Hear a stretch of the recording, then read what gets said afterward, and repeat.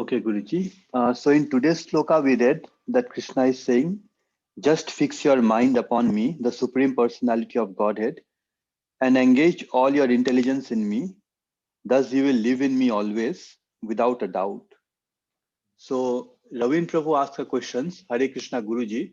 So the key word is submit ourselves. Is that correct? That is exactly correct. We need to surrender to Krishna. That's what Krishna is saying that in the 18th chapter.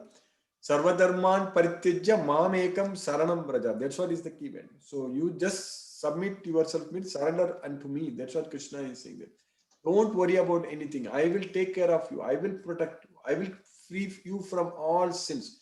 So aham tvam sarva papebhyo mokshayishyami. Ma suchaga. You do not fear. That's what Krishna is saying that. So that's what, if you offer your mind and intelligence unto him, means you are submitting into Krishna. That's what our mind is all the time focused on Krishna, remembering Krishna. So we serve Krishna. So that's what we need to do. Every time we need to do everything only for Krishna.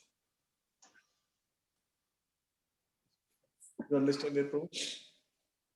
Hare Krishna, Prabhu. Yeah, it's a good explanation. I have a follow-up question on this. So, this Bhagavad Gita knowledge is for everyone in the world. So, what about the people who work very hard to put two-time meal on their table and they don't have the resources? We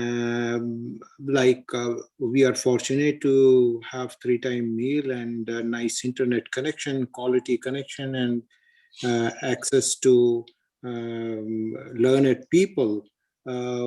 Is this knowledge just for the well-established people, or did we do something good in our past lives so that we are getting that opportunity now?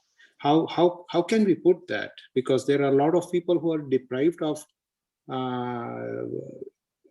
their situations to get into acquiring this knowledge.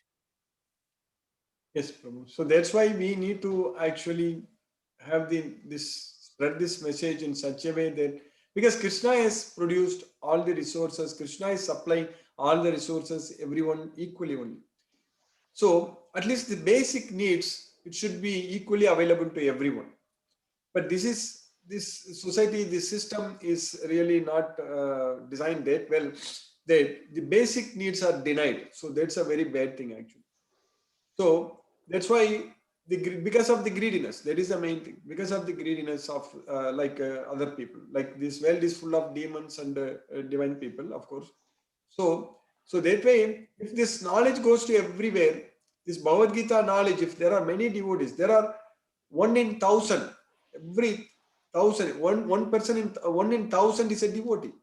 So that means the world with above 7 billion population, now we don't know if the new census comes in, we don't know what it is. So there are at least 7 million devotees are there. All these 7 million devotees should actually, I'm talking about the entire world, I'm talking about. So if we work for the welfare of others, at least everybody will get their meals. That's what is very important. So that's why with the Bhagavad Gita knowledge, we will not be competing for the resources. We will not be stealing all those things. So that way you can provide opportunities for them to study Bhagavad Gita also. So that's what is possible. So that way no one has to struggle for their meals. So this is unfortunately, this system is created because there is no dharma. That's why. So we need to now bring this dharma. That's why Krishna asked Arjuna to fight in the battle to protect the righteousness. So we need to bring that righteousness. This Bhagavad Gita is the dharma. So then it is not going to be a problem. You understand that, Prabhu? Okay, Prabhu. Thanks. Dhanyavad.